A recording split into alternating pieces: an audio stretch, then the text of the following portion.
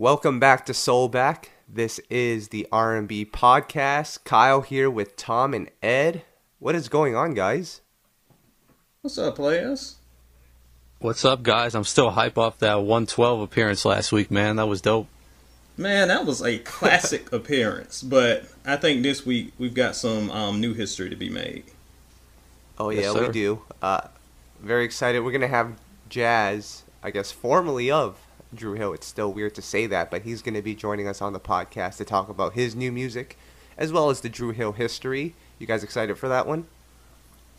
Yeah, that's going to be cool. A lot of times when we debate kind of the best or at least most well-known voices of the 90s, when you hear that voice, it's just unmistakable.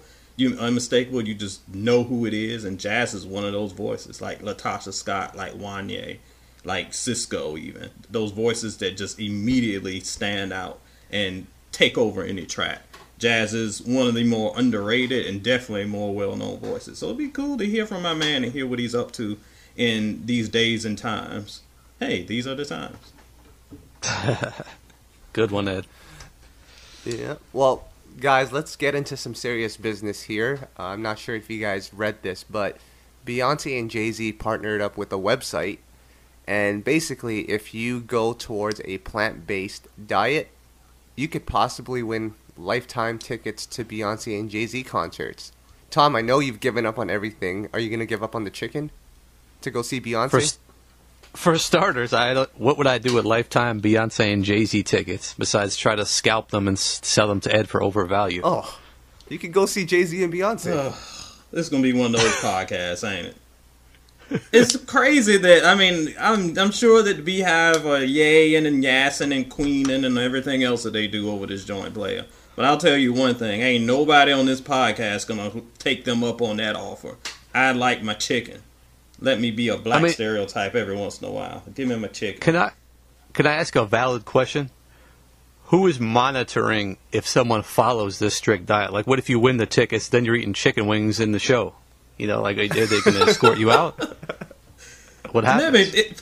Player, if you're eating chicken wings in the show, you can guarantee that KC will be riding a giant man down to your seat to take them from you. So don't worry about that. I think that KC will have that covered. Oh, man. Yeah, that's, I don't know how they're going to monitor that. But I'm sure someone from the Beehive is going to give up meat to go watch them Beyonce and Jay Z concerts. So more power to you guys. Look, Play, I'm not mad if you want to embark on a plant-based lifestyle, but to do it because you might get free tickets seems pretty disingenuous to me, player. Because after a while, them salads are not going to do you good when Beyonce gives up her touring to make some more babies or whatever they decide to do. Listen, though, guys, does a diet of yogurt and lettuce really sound that bad? Yes. Yeah, it does. All right, then. All right. Can we get into some new music, guys? What you got? Well, Tom's been waiting like a month to talk about this song, this new Musiq Soulchild song that he did with the Korean producer. I think along with that, Music's releasing a mixtape. So, Tom, fill us in on your favorite artist of all time.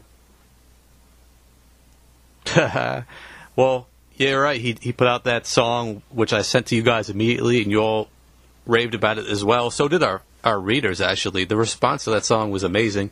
It sounds like something right out of the early 2000s, which is cool, kind of nostalgic, and that was pretty cool. But now it was announced that Musiq is actually doing a tribute to J-Dilla, the legendary producer, and he just announced the first of the projects.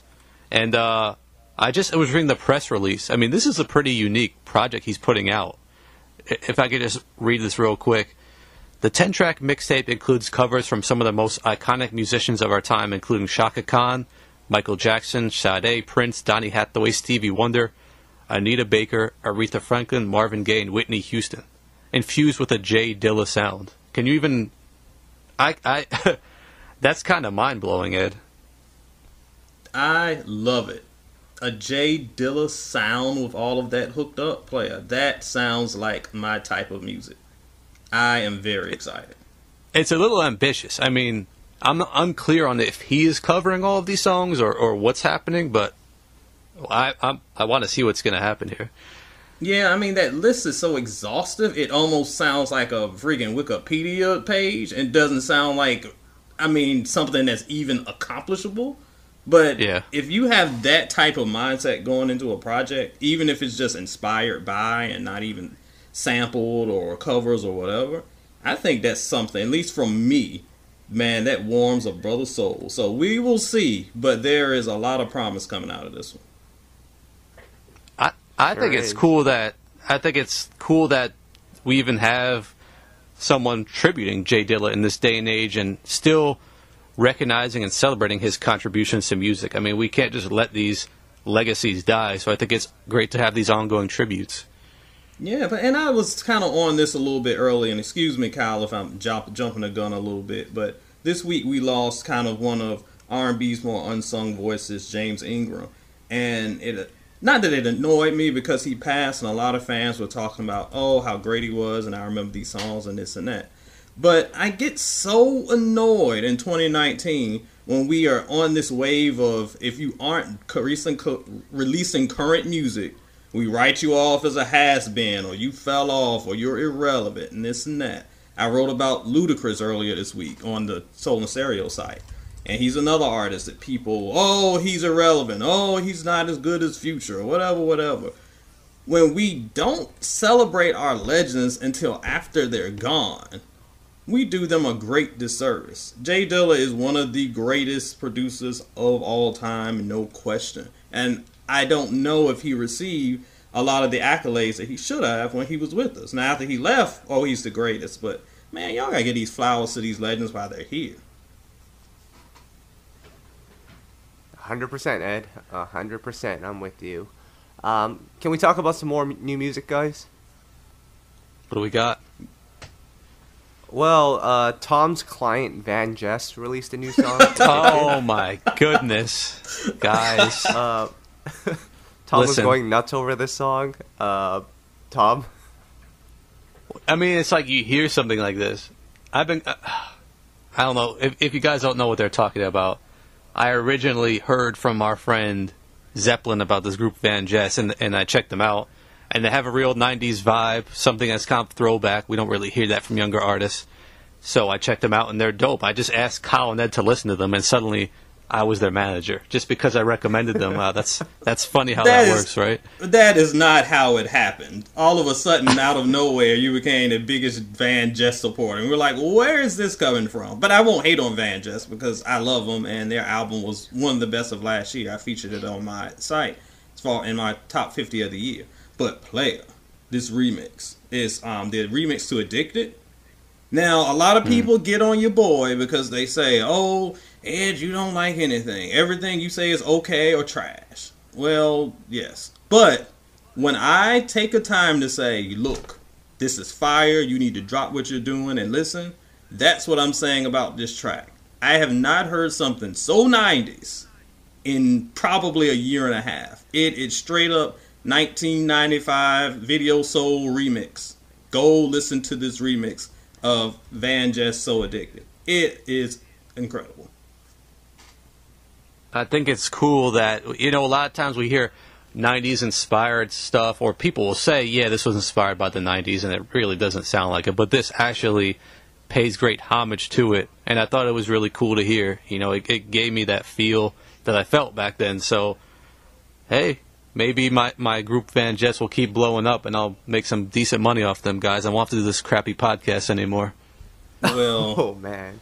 Oh, any excuse to replace this guy on the podcast is all good. So, yeah, take VanJess on the road.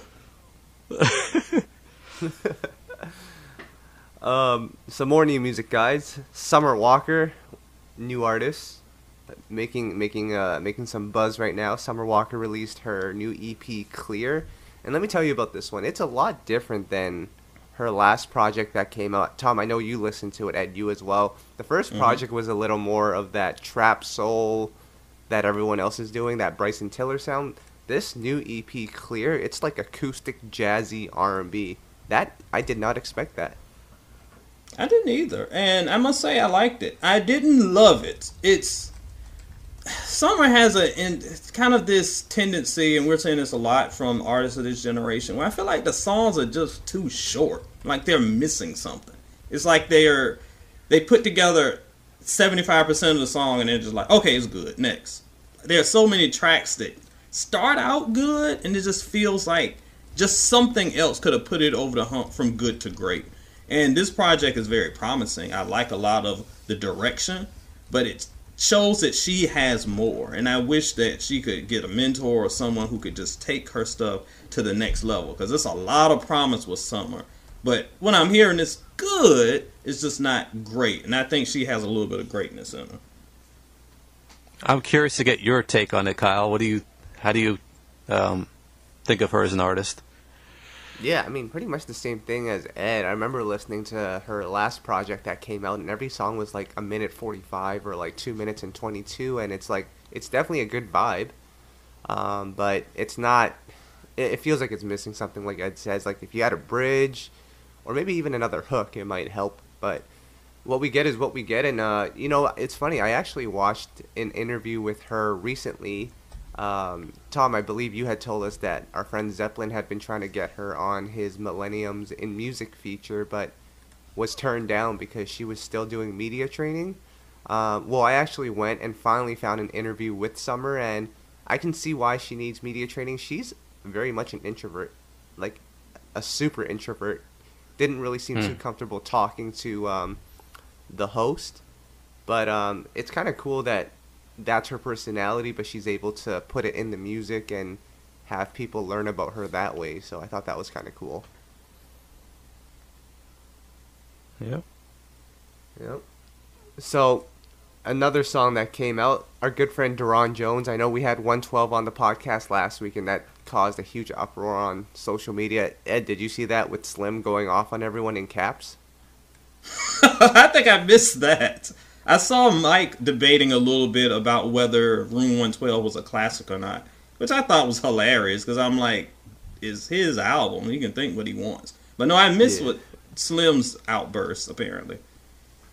Oh, well, we don't really have to get into that. It was a bunch of, like, talk about lawsuits and stuff like that. But back on topic with 112, Daron Jones, I guess formerly of 112 now, he released a new single, Summertime, which, Tom, we premiered on the site. Yep, he sent it to us to premiere on the site, so shout out to him for that. And it's a dope record, Ed. I know you really like it. I really like this one, too. Look at me being all positive for once on the podcast. This was another banger. It's one of those ones, I almost wish he released it during Summertime, because I feel like it has one of the potentials of being one of those songs of the summer. But it's it kind of, not so much of a, I wouldn't say that it sounds like a clone, but it's definitely has elements of Anywhere, of 112's Anywhere. It's just something about it that has that bounce and that vibe to it. I am really enjoying this one. If you like classic 112, check out that one. Now, Tom, speaking of 112, are you ready to play Tom's Speculation? No, boy. Oh, no. So last week on the podcast, Mike and Slim were our special guests, and we asked them about the Kanye West situation and how they were able to get in the same room as Kanye and sing Cupid for them, because honestly, Kanye seems like he's from outer space. So, wow. Mike explained to us that he had connected, or his team had connected with Kanye's team about producing some tracks on the 112 EP. And we're a little hesitant to believe it. So, Tom, what is your speculation on what really went down? How did that whole meeting take place? You think I have a speculation on this? Someone said Kanye was backstage at their show, but Kanye doesn't seem to me like the type of person to just be hanging out backstage at a show. So I don't have any speculation on this one, guys. I'm sorry. You're going to doubt our good friends Mike and Slim? Come on. They just gave us one of the best podcasts, and now you're doubting their story? That's messed up, man. All right. I'm just saying. Jeez. Oh, man. So we have a lot of new music or new albums being announced now. Brian McKnight just announced his Indie Selena Johnson, the list goes on and on. But there's one that's pretty exciting, Tom. It's Kevin Ross. He left Motown, which I think Troy Taylor kind of alluded to in his podcast with us. He mentioned it very briefly at the end, but he's going independent. Is this going to work out for him, Tom? I'd say so. I mean, we all know Kevin Ross. He's been on our podcast. Really good guy, really intelligent guy, and someone who seems like he has the know-how to manage this music industry on his own. But let's be honest, Motown is a funny place right now for artists. It's not like they're really doing so much to boost these careers. I will say it's great that he got on Motown, got exposure, helped build his fan base. But man, he's constantly delivering his own unique content, and he doesn't need the label at this point, really. I mean, they helped him get that #1 single, but he's more than capable. Plus, he's too unique of an artist. I mean, he's kind of a throwback. The labels don't know what to do with that sound nowadays. It's unfortunate. Yeah. Ed, and did you see Kevin Ross? I mean, I'm sure you've come across his a cappella covers on Instagram.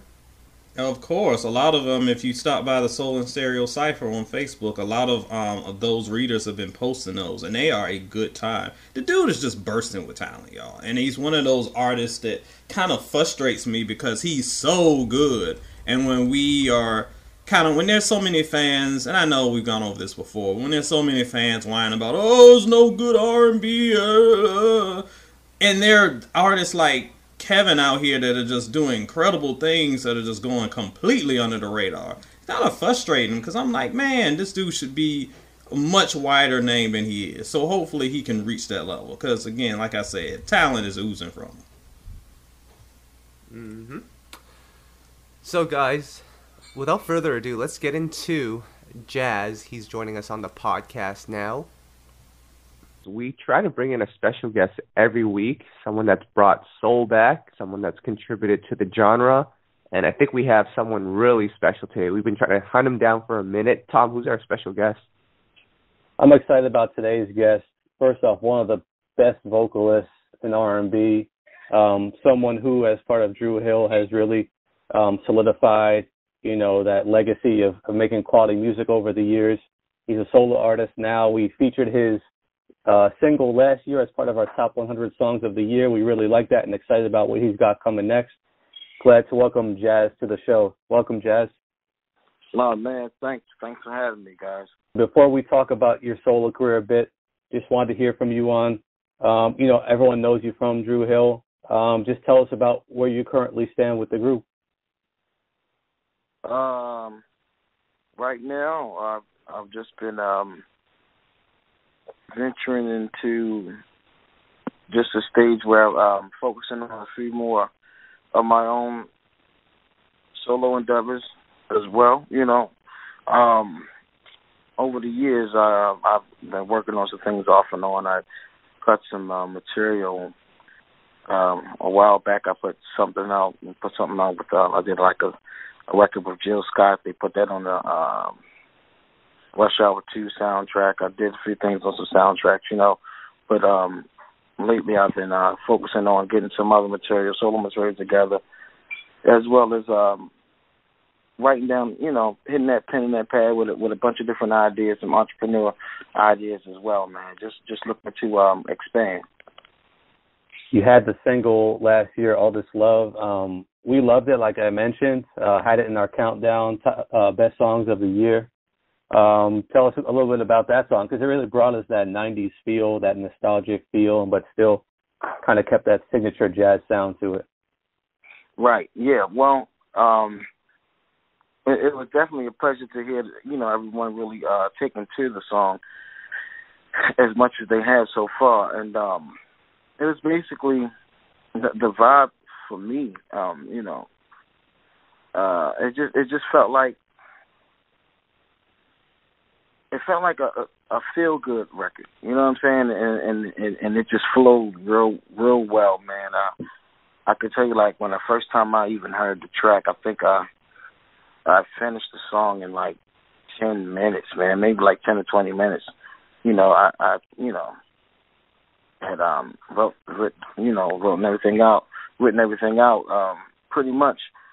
Sometimes when you hear music, it'll speak for itself, you know what I mean? And then and other times you may have to go in the studio and pretty much hash it out. But for that particular record, man, it just had a vibe that was undeniable. and I felt it, I heard it. And this is this leading up to a project you're putting out? What's your plans? Is it EP, an album? What do you got coming? Oh yeah. This will just be the beginning of many. Definitely, right. yes. Yep. So, how as you're a solo artist now, how do you get people to recognize you as such? I mean, like I said, people know you from the group because you guys create a legendary legacy. How do you kind of differentiate your sound now, being a solo artist, from that of Dru Hill's? Well, the good thing, that I believe is a blessing is just the fact that I'm a heavy connoisseur of music, so like the styles of music that I like is very widespread, and when you're singing in the group, you gotta pretty much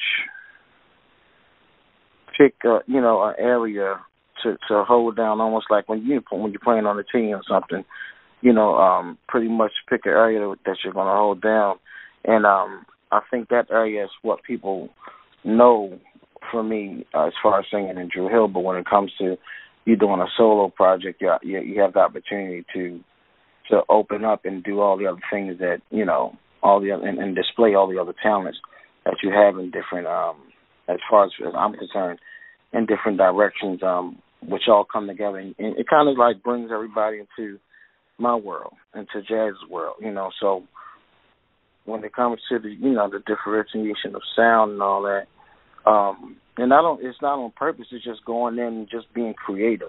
Like I always take the mindset of, let's remove all of the walls and blockers and just go in and create, And that's when I usually come out with my best work. When I don't go in trying to stay within some type of frame, I just go in and just let the music speak.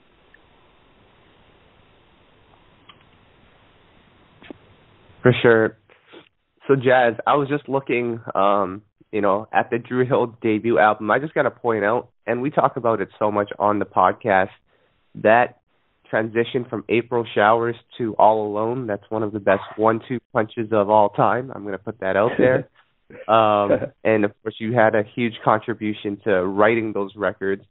Ed, just, Ed and I and Tom, we always talk about Dru Hill's first 2 albums and, just how magnificent of a moment that was for R&B. Ed, can you kind of just talk about that moment in R&B and Dru Hill's impact with those first 2 albums? Yeah, let's take a little bit, step back a little bit and look at it in perspective, because that's something that I think we kind of lose today. In 96, when we first heard from Dru, it was kind of, R&B was still riding that wave, but I think in the mid-90s was when we saw the transition. So we had the Boyz II Men and the Jodeci's doing their thing in the first half. When Dru stepped into the game, it was time for that next generation to step up.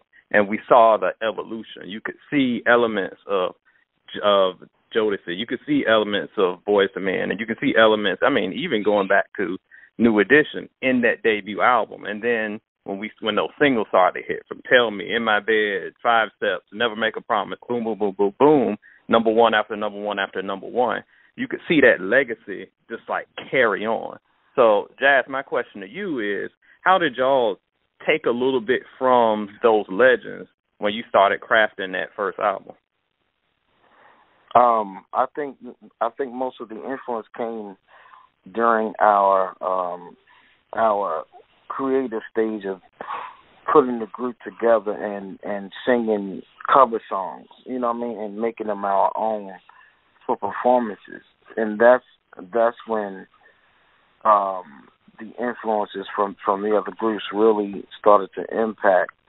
And when it came time, for us to start recording, first when you go from, just live performance to getting used to that studio, that was the transition within itself. So it's kind of like it amplified sound, going from just, hearing, standing next to one another to actually having everything coming in the earphones. So everything was amplified.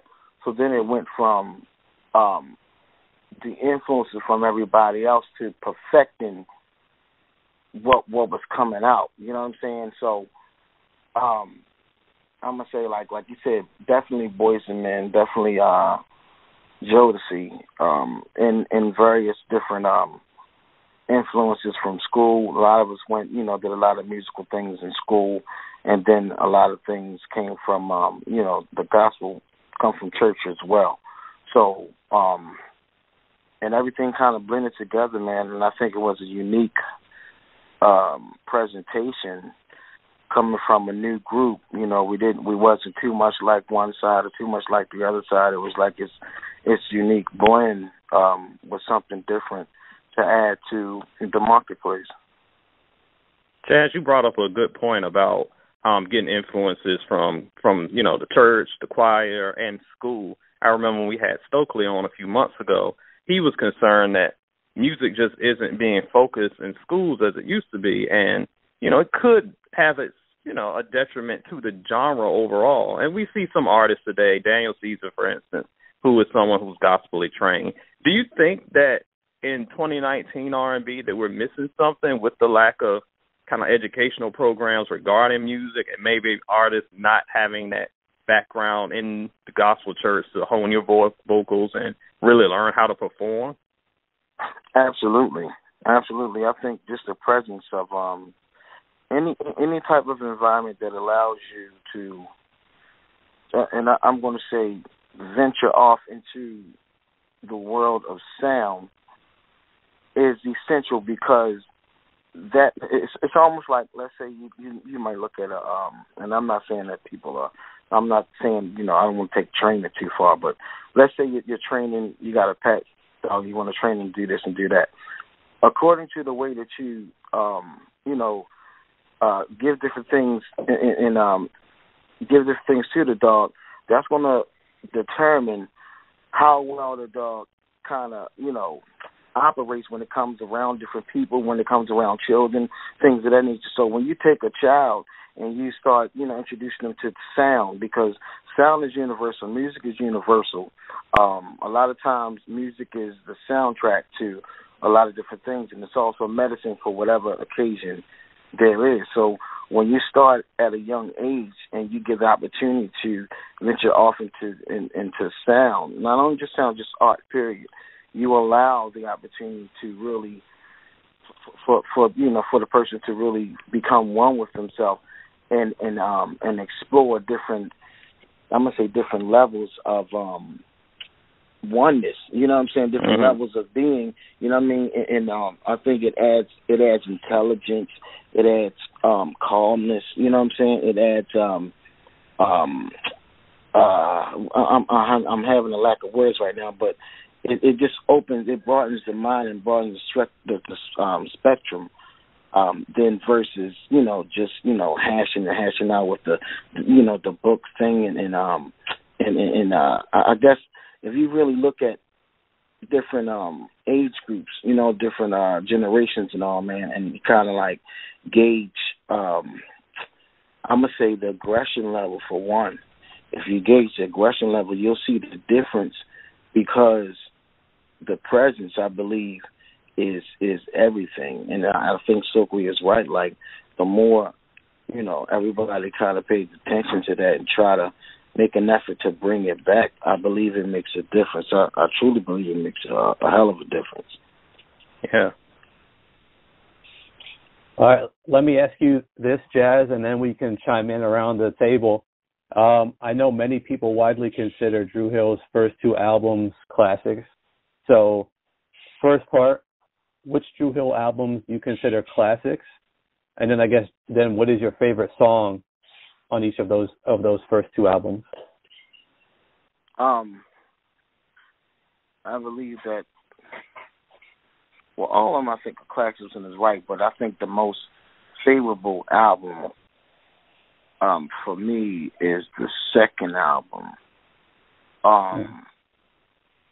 I believe that, and I think it was because we were, right in the middle of touring, and the speed that came along with cutting the record, and the way that we did it, it was just, it was very exciting and the songs that we came up with were exciting as well, and it took us to another plateau as far as our fan base is concerned. So I'm definitely going to say the second album. What song was off of it? I think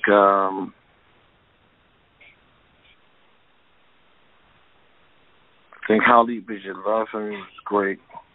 I think that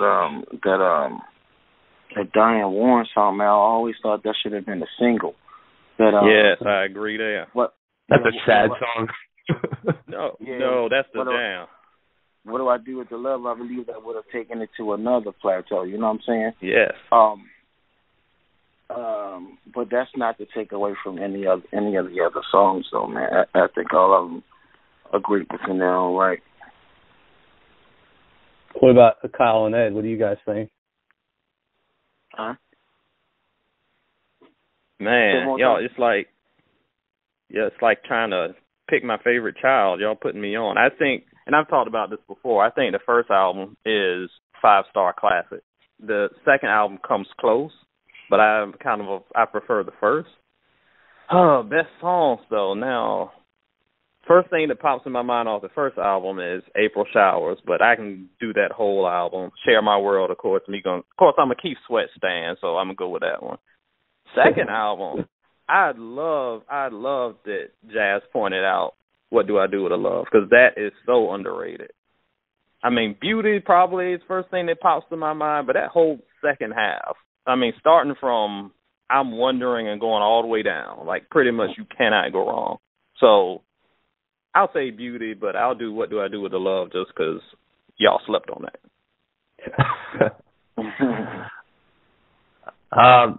You know what?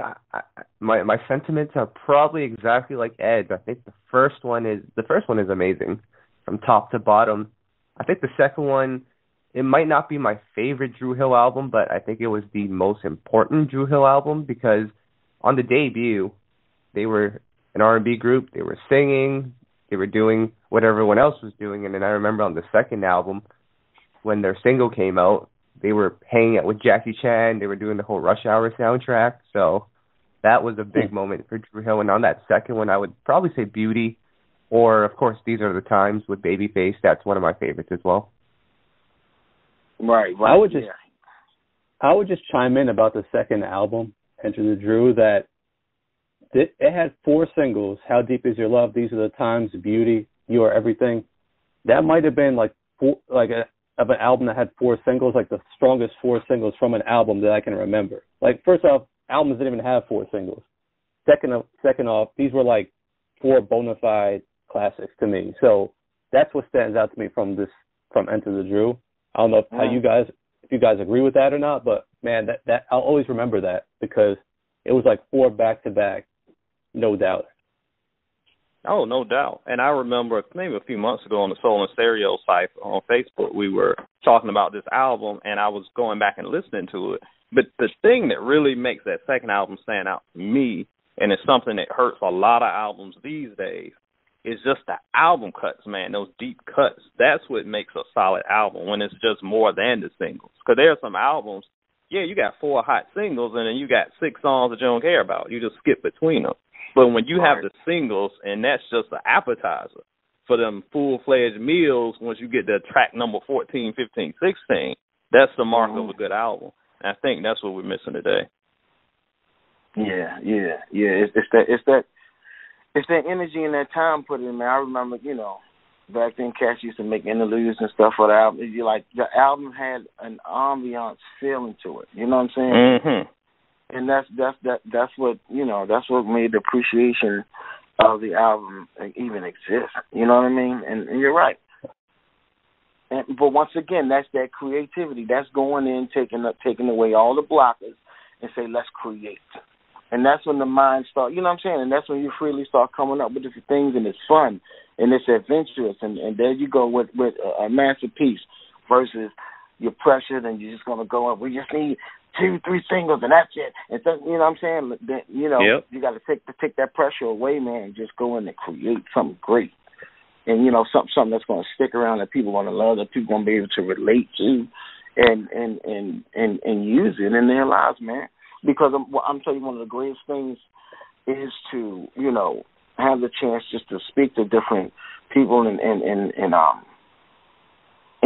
hear how what you've created is a major part of their lives, just like I might sit here and listen, you know, when I have the opportunity to meet other people that I listen to coming up, and I get to tell them, hey, man, this did this for me in my life. And you know what I'm saying? So to have it, you know, to go, you know, back and forth like that, that's great.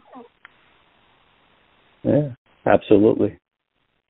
Now, Jazz, I gotta ask you, I don't know if you realize this, man, but you are, and we always talk about this, man, you're one of the best vocalists out of the 90s by far, and still one of the best vocalists in R&B. Do you realize that? No, man, I just don't know. That's fair. You could be humble. But let me ask you then, who are your favorite vocalists, either from the 90s or people you hear from now? Like, who do you admire as a vocalist? From what time period you said again? When? And just anyone. I mean, it could be people you came up with, artists, your peers from the 90s, or anyone now. Like, who have you always admired, or do you admire now? Oh man, it's a lot of them, man. Well, first of all, you know, Stevie is ridiculous. You know what I'm saying? That daggone Kiki Wyatt is ridiculous for her vocals.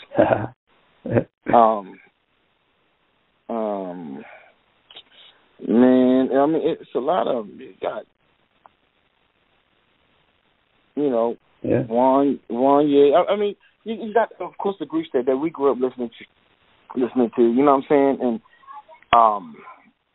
man, I'm saying, like, dope vocalists. Like, I know the girl Ledisi, she's dope. Let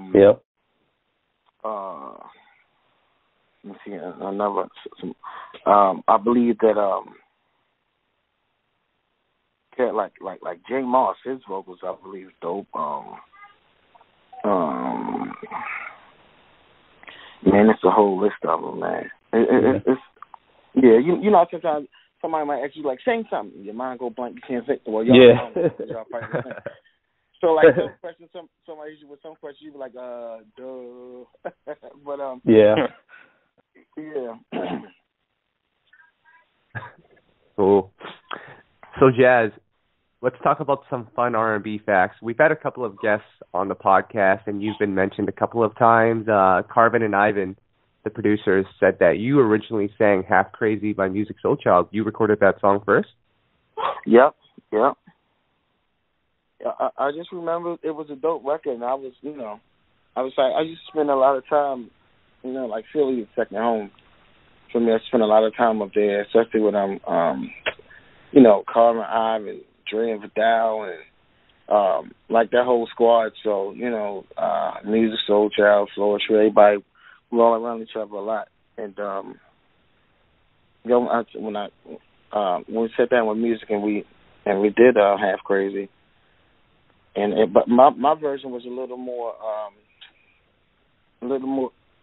alternative style though. Like it had a little more edge to it. And but when music cut it, he kind of like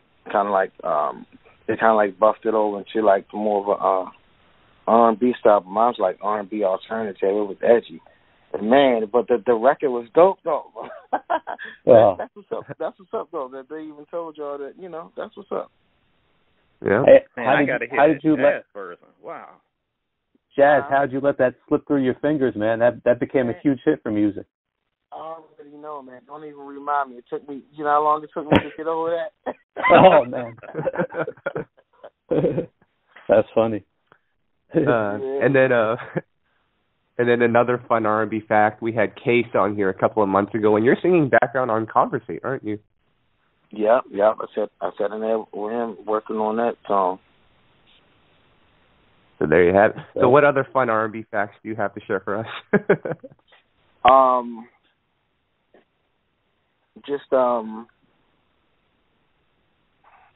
Let's see, that y'all wouldn't know about.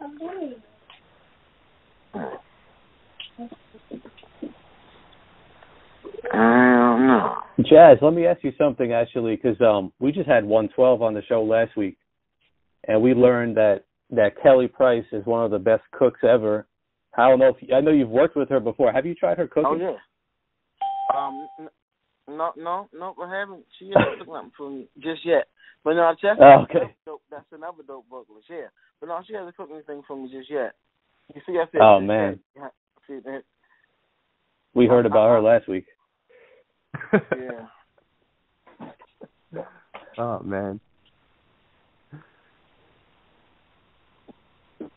So, Jazz, I got to ask you, because like Ed mentioned earlier, Keith Sweat is one of his favorite artists of all time. It actually is his favorite, and I know Keith has been such a huge part of your career as well as Dru Hill's. So I guess talk about the impact of Keith Sweat in your career. Oh, no, man. From the beginning of, Keith always been cool and never was afraid to speak his mind. It was kind of funny. Like, when we came in studio-wise, he was telling us, just different ways of recording the vocals and all. And I think we came from the era where we wanted to do a whole bunch of runs on everything. And, he was like, no, man, you singing like this, you do this and you do that. You got to let this ride, do this and do it. You know what I'm saying? So that kind of like over now, I was like, oh damn, he gonna say what he want to say. You know what I mean? But from that point on, when we walked in, man, we just looked all around. There was plaques and platinum and gold records all over the place, man. You know what I mean? So it was like, how can you not respect, the history and what this man has done in his field of expertise, and then appreciate the fact that he's right there being an intricate part of your project. Absolutely. Now, Jazz, before we wrap up here, can you give us some more details about the upcoming project you're working on? Specifically, any producers you're working with, any collaborations we can expect, and when can we expect another single to drop? Let us know. I'm pretty sure I'll have something coming up soon, and I'll make sure that that you guys will be informed. Cool. We appreciate that. And then just final question for you before we let you go. We ask this question to every guest who joins us on this podcast. You're probably gonna think we're crazy, but if you had to choose between these two artists, Keith Sweat or Musiq Soulchild, who would you take? Wow.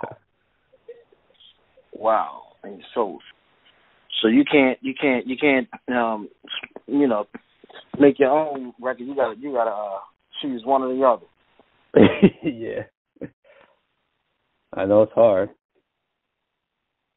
especially because you got history with both. Yeah, and then you got records that reach in two different areas for real. Yeah.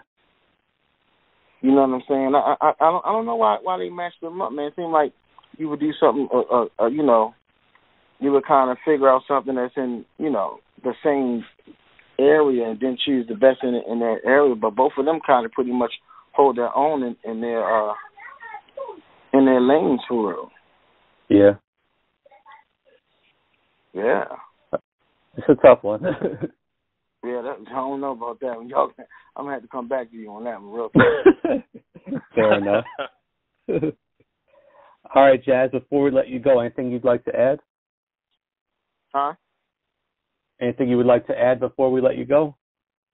No, just, just the fact that I appreciate y'all acknowledging, me and the music that I've done. And I appreciate you having me on your doing an interview with me. And we have to ask. I'm sorry, we're just curious, but you think that your career will ever take you back to Dru Hill someday? You said, do I think what? That your career will ever take you back to being part of Dru Hill again someday? Man, I don't know. It's one thing that I know we always kept saying all the time, always expect the unexpected.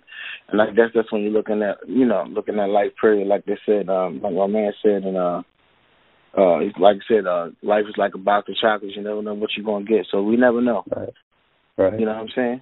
All we can do is try to keep striving and be think positive and just know that great things are going to happen. And somewhere along the line, if that's how it's supposed to be, then that's how it's going to be. Right. Cool. Well, just know that you got our support either way, and we really appreciate your contributions to this genre, and we will continue to support. No, thank you, man. I appreciate you. Do the same. All right, Jazz. Thanks again for joining us. We'll talk to you soon. All right, man. Thank you. And guys, that was Jazz. That was pretty awesome. Always good to hear from one of those stalwarts of one of our favorite eras. So it's cool to hear him give some insight on some of those more underrated Dru songs and just hear where his headspace is now in 2019. Absolutely.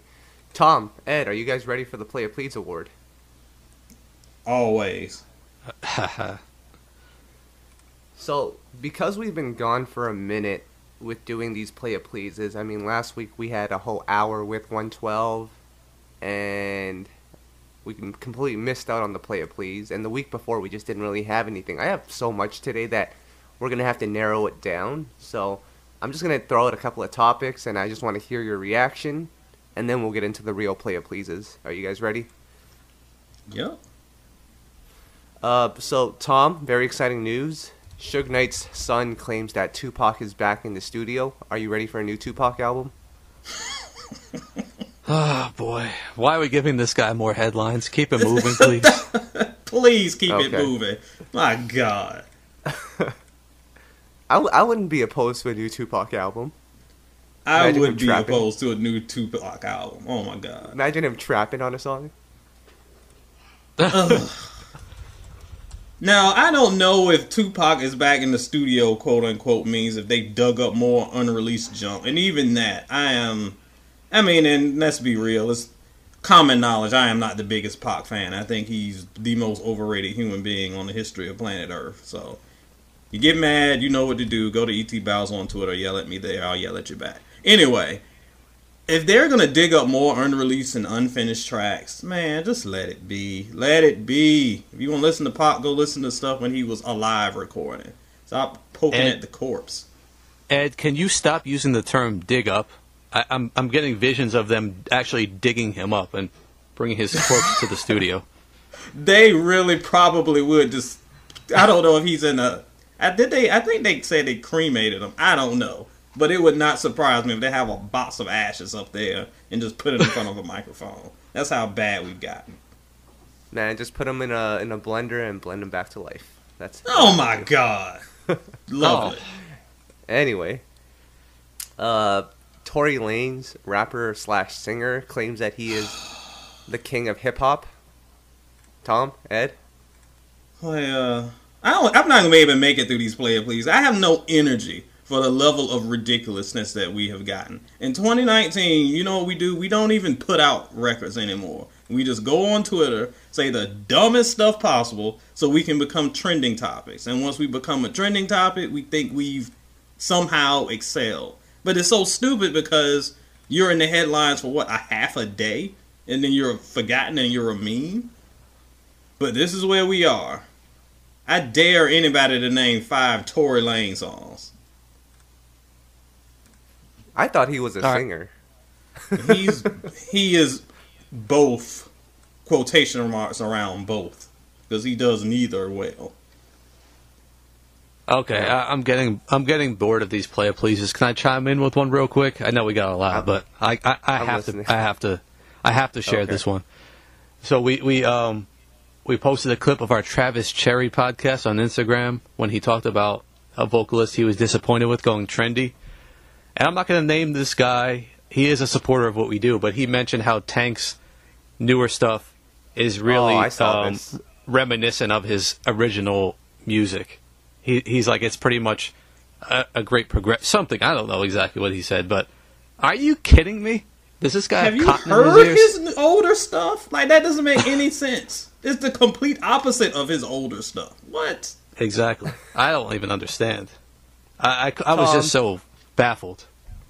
That's not nice. Why are you calling out our listeners? I cannot let that one pass. I'm sorry. That is unless he thought Tank's last album was his first album, that's the only excuse I can find. I missed this conversation, so I don't know who we're talking about, but I would hope that they realize that the albums came out before freaking Stronger or whatever it was. Man. Well, if we're going to go there, Tom, we're going to have to give you a play of please as well. Uh-oh. What did I do? So, I sent Tom a clip of Ronnie DeVoe and Shamari singing, I think on like Fox News. They were singing their new song. And I'll be honest, it wasn't really good. But Tom thought it was a brilliant idea to go on our Facebook page and post a picture of Belle Biv DeVoe and ask, who's the best vocalist out of these three? And we got destroyed on Facebook.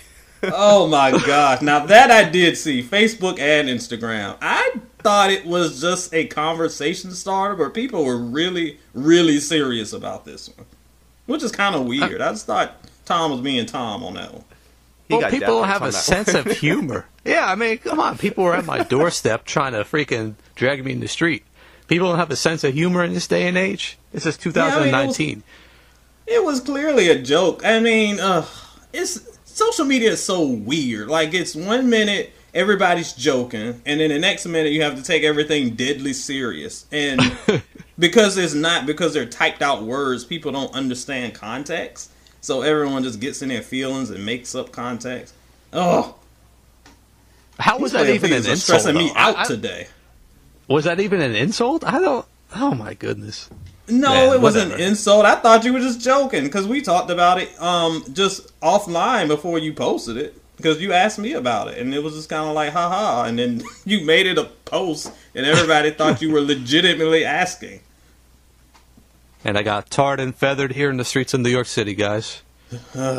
Welcome to the internet. Damn right. All right, let's proceed with these play of pleases. We're not going to get into it because he's my boy, but Ja Rule was trending the other week on Twitter because of his Fire Festival clip where after the whole fiasco went down and everyone was fearing for their lives of how they scammed everyone, Ja Rule went on record to say that's not fraud, that's false advertising. I think that's like the same thing, right? That's the same. You can get in trouble for both, Ja. Oh my God. And this is your boy. Why are your people so terrible? It gets worse, don't worry. We got one more. Or actually we have two, but one you'll really like. But let me just go on record to say, we love you, Ja. Anyways. You do. Don't put we in that. All right.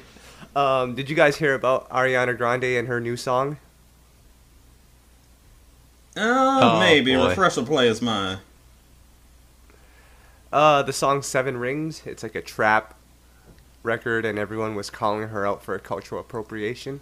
Oh, yes. Now, I haven't heard the song. I saw clips of the video, and I mean, it was kind of just like, you're on Twitter and the video's like auto-playing. So I haven't listened to No, I have heard the song, but I haven't watched the video because people were saying the video was appropriated. Again, I don't think people understand what cultural appropriation really means. I can't really judge this because I haven't seen the video. But people really do not understand what that means. Cultural appropriation, for the last time, does not mean Justin Timberlake singing soulful songs. That's not appropriation. Adele singing R&B is not appropriation.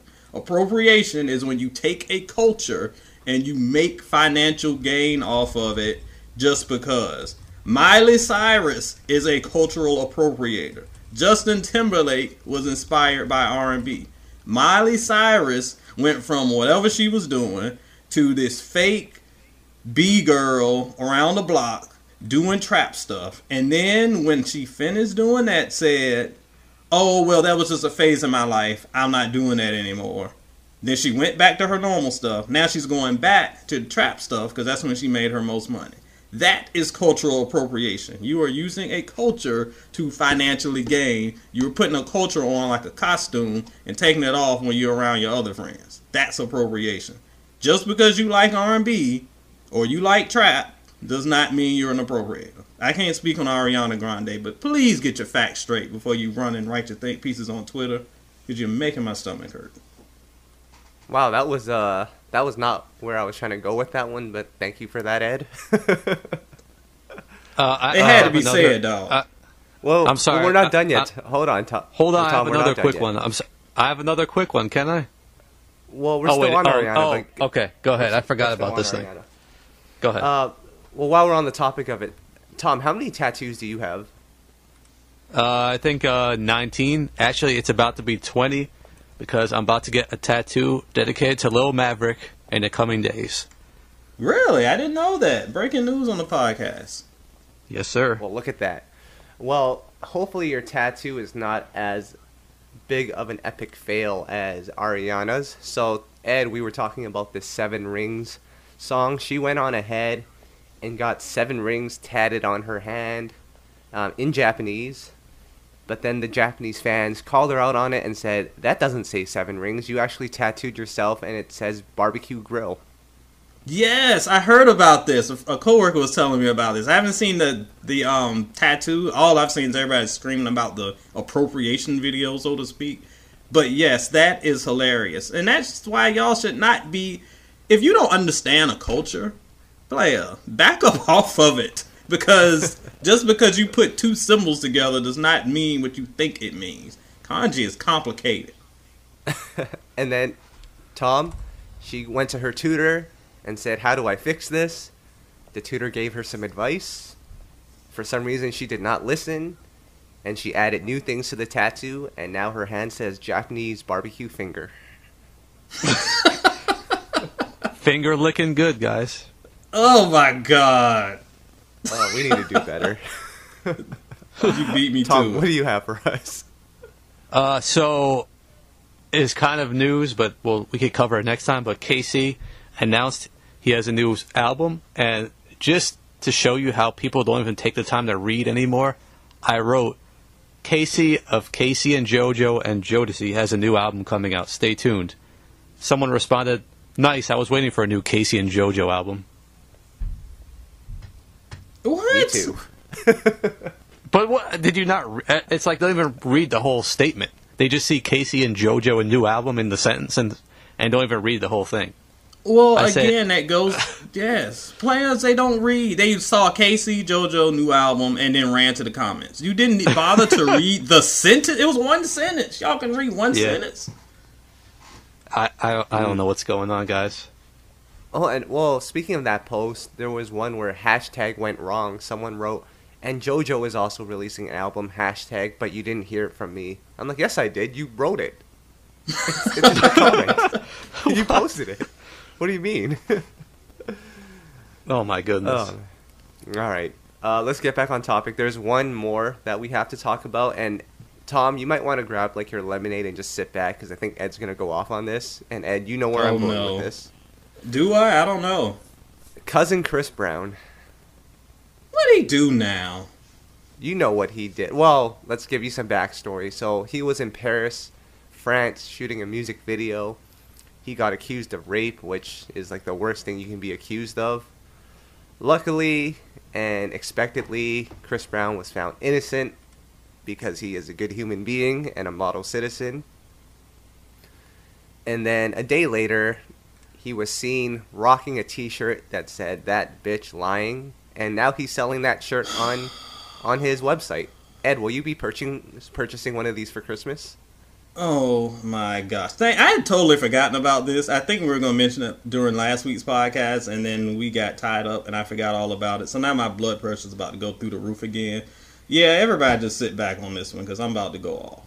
And I will tell, well, let me add this context, because since then, Kyle mentioned that these shirts were on sale. Apparently, he didn't sell these shirts after this. He sold them before.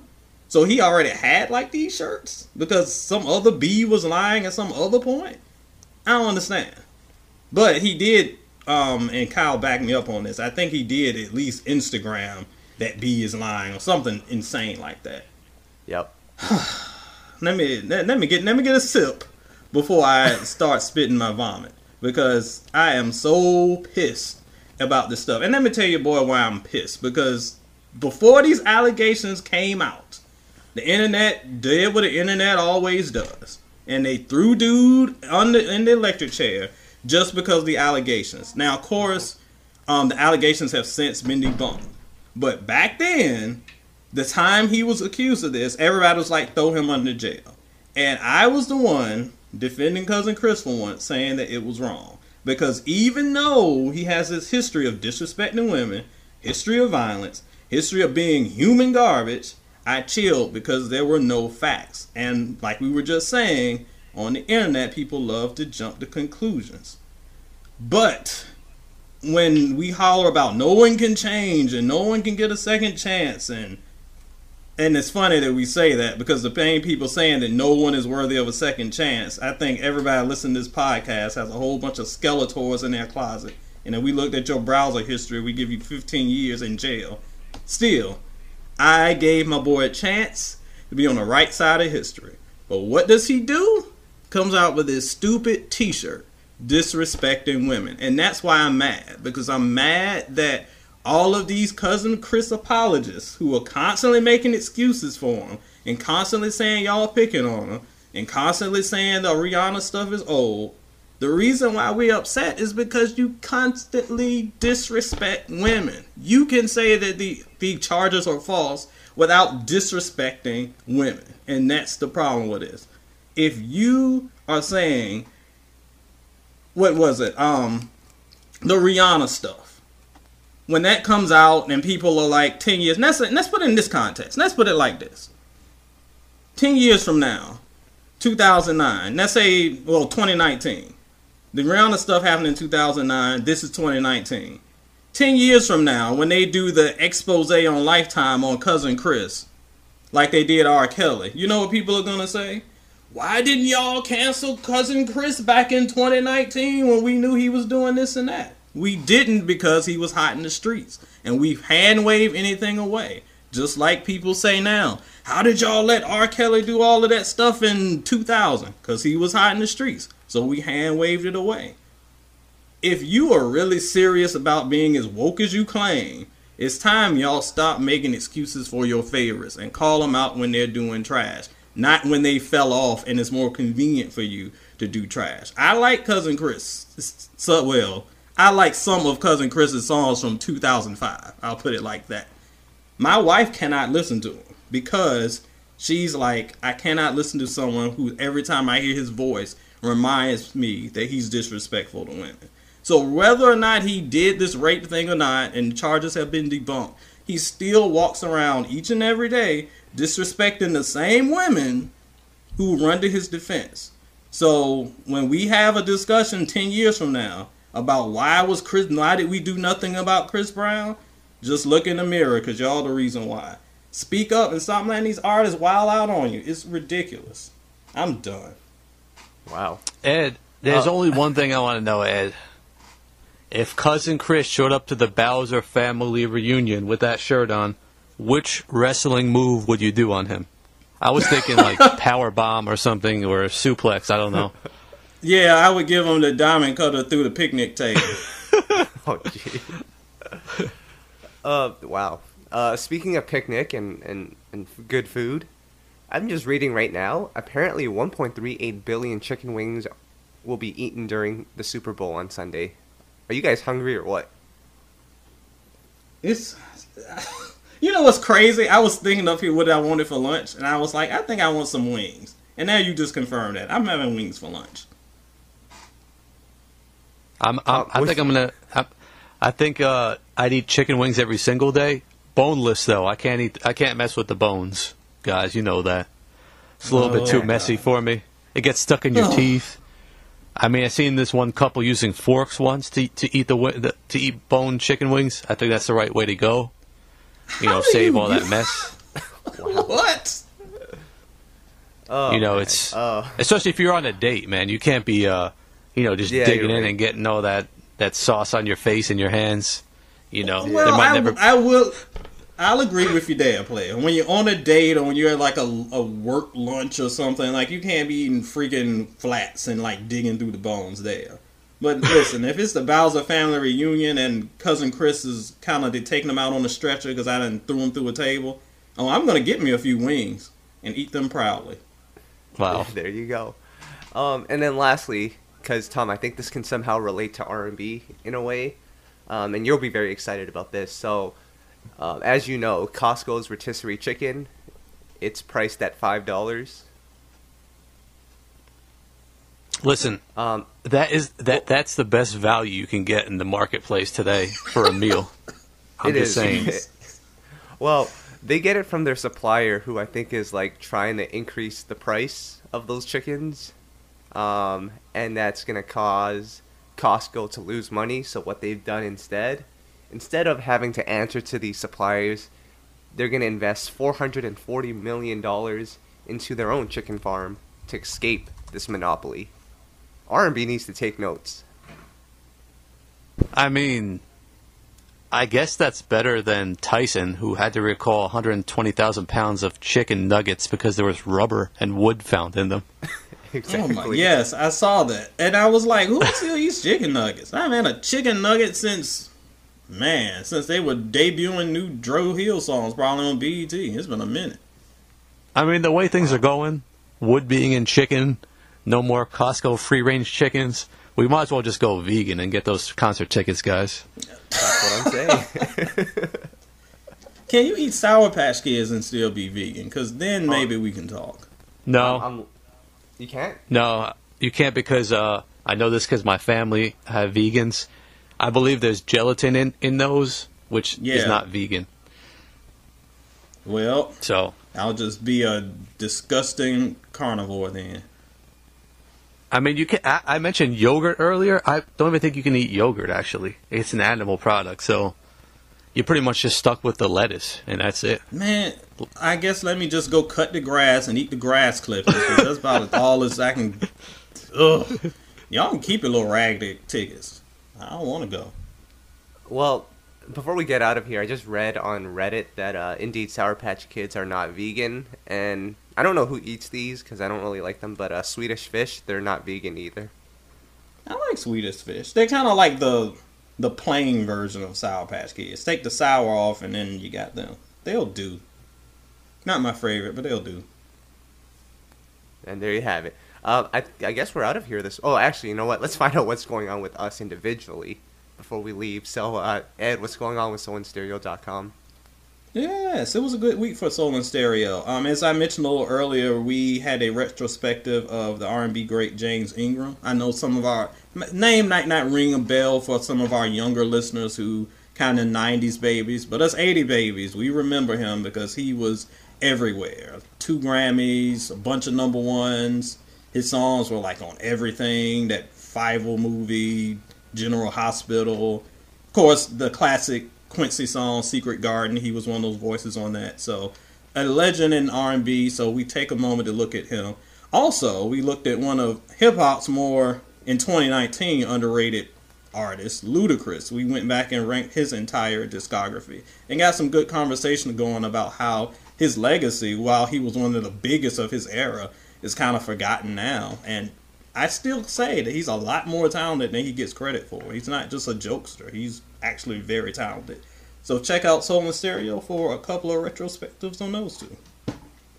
Cool. And Tom, what's going on with You Know I Got Soul? I think you said that you announced that John B's working on some new music. Yeah, he mentioned that on his Instagram. guys, it's getting harder to find this information about these artists. I mean, less and less of them are using publicists these days. So unless you're on the Instagram all day or Twitter, you might miss some of this stuff. So we're just trying to stay ahead of this. I even found out that Brian McKnight is releasing a new album in a couple months just by checking his Instagram. Like, there was no press release or anything. So just trying to keep these R&B cats, you know, their name out there and helping them spread the word, because some of them need the help. So excited about both of those projects, but, you know, we're just trying to do our part right now. Yeah, and we also premiered 112's new single tonight. It seems like we're getting a lot of requests to premiere projects at this point, because really, who else is covering R&B? I'm just going to put it out there. But, no, it's good to see. So I mean, I guess that's it for this week, huh? We're out of here? That's it? Man, I think we've done enough ranting and raving for 1 week. I got to get some, my voice is gone. Got to get something to drink. Cousin Chris calls me to lose it. Exactly. So I guess we're out of here for this week. Everyone enjoy the Super Bowl. Have them chicken wings. I'm going to go with the honey garlic. I don't know about you guys, but I guess we're out of here. All right, players. All right, guys. Go get some wings. Peace. Peace.